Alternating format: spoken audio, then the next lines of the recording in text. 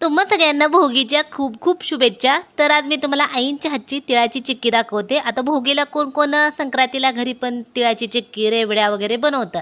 तर तुम्ही अशा पद्धतीनं बनवू शकता. तर सगळ्यात पहिलं काय करायचं, तीळ कमी गॅसवर एकदम छान खमंग असं तीळ भाजून घ्यायचे, थंड करायचे. नंतर तव्यामध्ये थोडंसं तूप घालायचं आणि हा गूळ आहे तर सेंद्रिय गूळ होता, त्यामुळं कलर थोडासा त्याचा डार्क होता.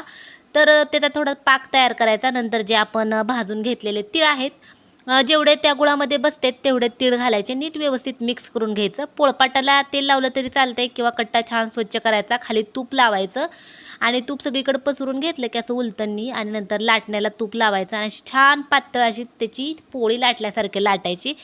गरम आहे तोपर्यंतच आपल्याला पाहिजे त्या आकाराच्या वड्या पाडून घ्यायच्या आणि वड्या पाडून घेईपर्यंत आपलं जे हे मिश्रण आहे ना एकदम घट्ट होते आणि एकदम छान कुरुम कुरुम अशा आपल्या वड्या तयार होतात. अशा पद्धतीने वड्या नक्की करा आणि कशा झाल्या ते पण सांगा.